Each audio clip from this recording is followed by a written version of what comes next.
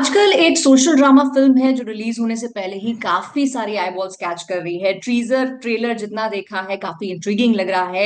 लोग subject matter को लेके काफी उत्सुकता दिखा रहे हैं और इसकी जो ensemble कास्ट है वो इस पूरे एंटरटेनमेंट जर्नी को और ज्यादा मजेदार बनाती है। टॉकिंग अबाउट पटना शुक्ला, जिसमें कमाल के एक्टर्स हैं, कमाल की एक्टिंग जिनकी हम जानते हैं, उनमें से एक आज हमारे साथ है one of the most versatile relatable actors, Jatin Goswami. Jatin का क्या किरदार है, वो इस एंटरटेनमेंट में या सोशल ड्रामा में क्या तड़का लगा रहे हैं, वो सारी बातें उनसे हम करेंगे। लेकिन सबसे पहले Jatin, a warm welcome to Punjab Kesari Navodaya Times. Hi hi Nidhi. Hi. So as I said कि टीजर और ट्रेलर से जो सब्जेक्ट मैटर है उसके बारे में लोग बातें कर रहे हैं। मैं आपसे जानना चाहती हूँ, आप इस सब्जेक्ट से, इस जो प्रोजेक्ट है, कैसे इन्वॉल्व हुए? मेरे को मिस्टर मुकेश छाबड़ा ने मिलवाया था मिस्टर अरबाज खान से और हमारे डायरेक्टर जो है विवेक जी से। और उन्होंने मुझे इस फिल्म की स्क्रिप्ट का नरेशन दिया था, विवेक जी ने। और मेरे को रोल का बताया था। हम ऐसे मिले थे जी। और मुझे बहुत अच्छा लगा था। और उसके बाद में हमने फिल्म बनाई। लेकिन हर एक्टर का, या आप किसी काम को हाँ या ना कहते हैं उसके लिए आपका एक रीजन होता है या आपके कुछ प्रायोरिटीज होती हैं। जतिन, आप जब किसी रोल के लिए हाँ या ना कहते हैं, किसी स्क्रिप्ट के लिए हाँ या ना कहते हैं, आपके लिए क्या बातें मायने रखती हम्म,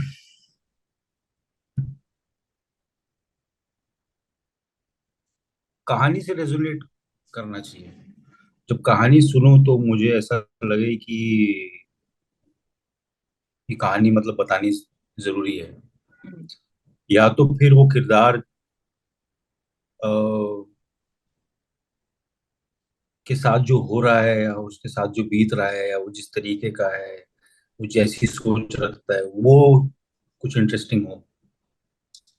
ऐसी चीजें अगर हो स्क्रिप्ट में तो एक अट्रैक्शन होता है कि ये करना है। और राइट। लोग अगर जो हैं उसमें जो लोग जुड़े हुए हैं उससे बहुत फर्क पड़ता है। एक्टर्स कौन है, डायरेक्टर कौन है, प्रोड्यूसर कौन है, है, ये सब चीजें मायने रखती हैं।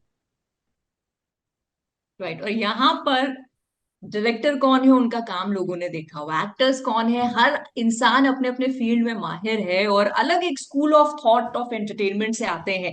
तो आप लोगों की जब जुगलबंदी साथ में बैठी तो वो शूट करने का एक्सपीरियंस, मतलब मैं जानना चाहती हूँ, ये इतने कमाल के आर्टिस्टिक क्रिएटिव दिमागों की एनर्जी सेट पे कैसी रहती थी? बहुत लकी होते हैं we as actors, working actors, because हम इतने अलग अलग तरह के आर्टिस्ट से रोजाना मिलना, उनके साथ समय बिताना और उनके साथ बात करना और फिर एक आर्ट क्रिएट करना, और अलग अलग एक्सपीरियंसेस लेवल्स हैं। कोई एकदम नया है, कोई एकदम पुराना है। और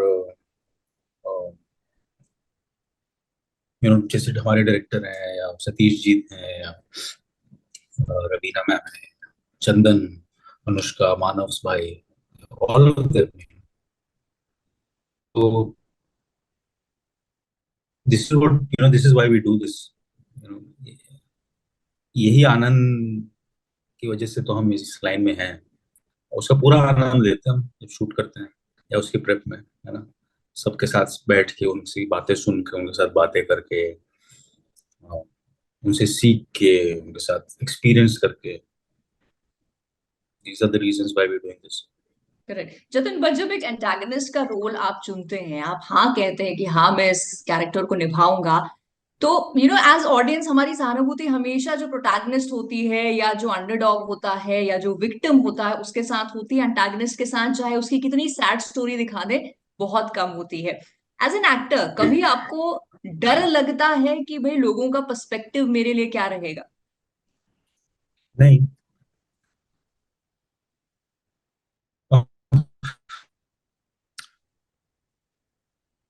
मतलब हमारे इस फिल्म में तो जैसे हम डिस्कस भी करते थे विवेक जी के साथ में, तो वो बताते ये थे कि the way he was picturing this character और visualizing everything, it wasn't as if he's an antagonist or if he's an anti-hero. It was more like अच्छा the circumstances that he is stuck in, और जो choice उसने बनाई है एक, क्योंकि उसी के बारे में हम बात कर रहे हैं फिल्म में। बाकी जीवन में उसने क्या चॉइसेस बनाई है वो हम ज्यादा हाईलाइट नहीं कर रहे हैं।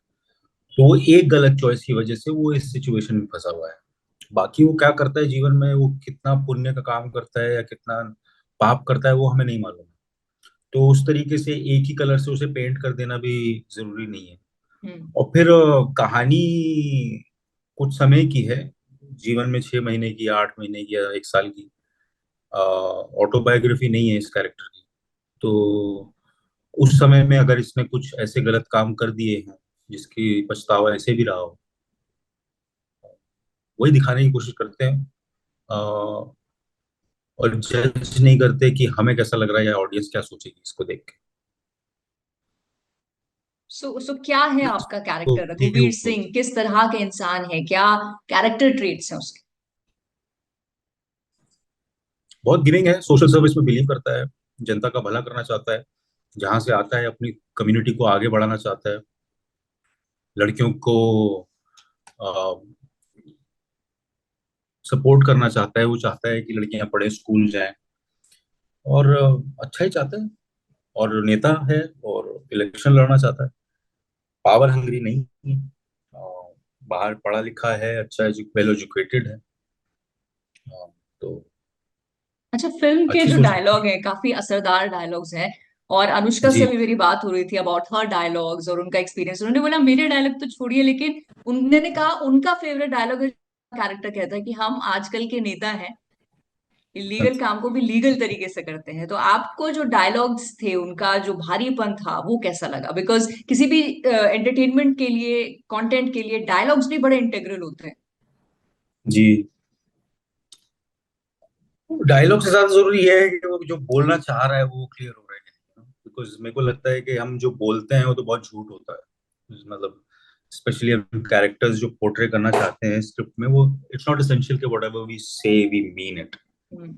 और जरूरी बात यह है कि हम डायलॉग्स के पीछे क्या बात है वो, और ये सोच है जिस वजह से हम बोल रहे हैं वो बात, वो आ रही है या नहीं आ रही, उसी पे ध्यान रहता है मेरा। ओके। सो कोई कोई ऐसा, बिकॉज ऑब्वियसली इंटेंस फिल्म है, इंटेंस सब्जेक्ट पे बनी हुई है, बट कोई मेमोरेबल बिहाइंड द सीन्स जो ऑब्वियसली हम नहीं देखेंगे फिल्म में, जो आप शेयर कर सकें? मुझे सतीश सर के साथ में बहुत हमने आनंद लिया, उनके साथ में बहुत बातचीत हुई, बहुत समय बिताया। शूट डेज में तो हमारे ऐसा नहीं था कि हम बहुत सारे दिन साथ में शूट कर रहे थे, पर जब भी थे या होटल में थे या उसके बाद में हम मुंबई में भी मिलते रहे। तो एक उनके साथ में ऐसी दोस्ती हो गई थी जो मैं बोल सकता हूँ कि वो एक तरीके से मेंटोरशिप हो गई थी। ओके, एंड मतलब वो it was as if learning in the process कि आप एक लेजेंड के साथ काम कर रहे हैं, वो अपने एक्सपीरियंसेस बताते होंगे। जी, लर्निंग तो है ही, but it's more like just spending time together and having great conversations, and yes, yeah, and obviously you learn because he was so experienced and he had so encouraging and generally a great guy to be around, super funny and yeah, great Right. storyteller. Yeah. अच्छा, तो कहीं जतन आपको ये है या ये manifest आप करते हैं कि जतिन के नाम जब हम सुनते हैं तो हम थोड़ा सा इंटेंस कैरेक्टर्स दिमाग में आते हैं, या हमें लगेगा एंटागनिस्ट होंगे। लेकिन क्या जतिन उस स्टीरियोटाइप को ब्रेक करके जतिन चाहते हैं कि जतिन एक कॉमेडी भी करें, बिल्कुल आउट एंड बिल्कुल, आउट कॉमेडी? हर चीज। हाँ, पर हमारे सिनेमा बहुत इंडस्ट्रियल आर्ट है ना, इसमें बहुत सारे, मैं अकेला चाह के नहीं हो पाता है, और बाकी लोगों को भी ये चाह होनी जरूरी है। बट फिर भी इतना काम आपने अभी बिल्कुल, मैं तो किया है, हर तरह कोई के। कोई ऐसा प्रोजेक्ट, कोई ऐसा किरदार है जिसकी अभी भी तलब है कि यार ये तो एक बार करना अभी तो कुछ भी नहीं किया मैंने, तो अभी तो सब चीजों की तलब है, अभी तो कुछ शुरुआत है। है? बट अगर आप looking back at your journey, आप थिएटर आपने किया है, वेरियस जितने फॉर्मेट्स ऑफ एंटरटेनमेंट है उनमें आपने काम किया है, स्ट्रगल डेज से आज के जतिन में आप कितना डिफरेंस देखते हैं, कितना इवॉल्वमेंट देखते हैं?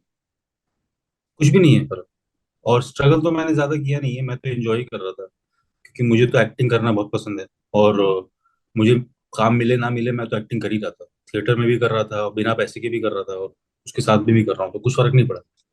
अ, कुछ भी फर्क नहीं है। और हाँ मतलब, काम तो मतलब एक्टिंग से प्यार है।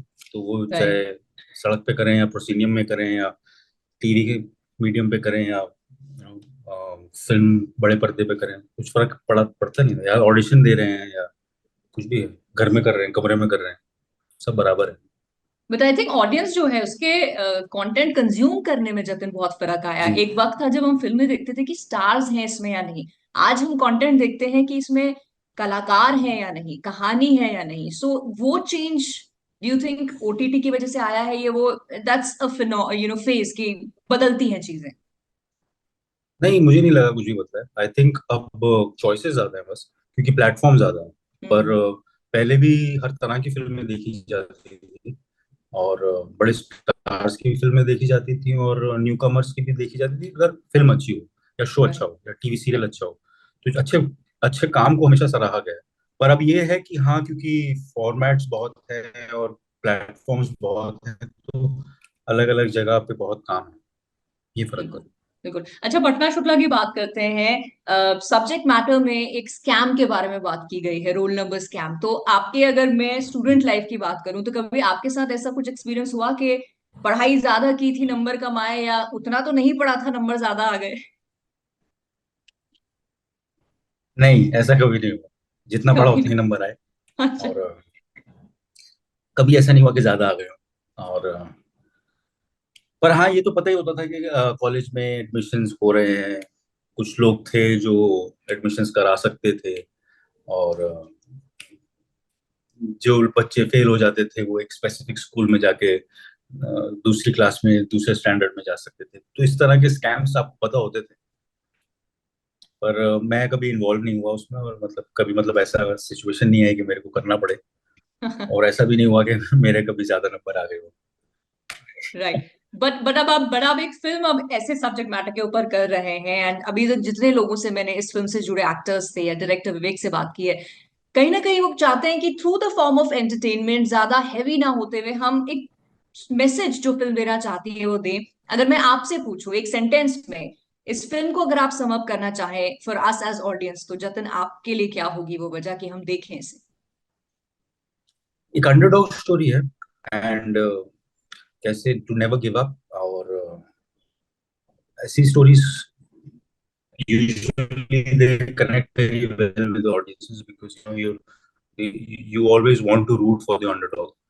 हम्म। और इसमें भी वैसे ही है। और ग्रिट और नेवर गिव अप एटीट्यूड जो होता है एक ह्यूमन बीइंग में, वो बहुत अट्रैक्टिव होता है। और हमेशा एक ऐसे लाइफ में भी अगर आप ऐसे किसी इंसान को देखते हैं जो किसी चीज से गुजर रहा है या जूझ रहा है और वो गिव अप नहीं कर रहा है, तो आपकी सहानुभूति जाती है, और आप एक you see him with a lot of respect, be it your right. Father और योर मदर और योर फ्रेंड्स। तो correct. There is always something you can learn from this kind of personality. Right. तो उसी के ऊपर right. है ये। Correct. So looking forward to this film, जिसके ट्रेलर ने हमें काफी इंस्पायर किया है, इम्प्रेस किया है। और आगे भी आप ढेर सारा काम करते रहे, हमें एंटरटेन करते रहे Jatin. For now, thank you so much for your time for this interview. Thank you so much Nidhi, thank thank you. You.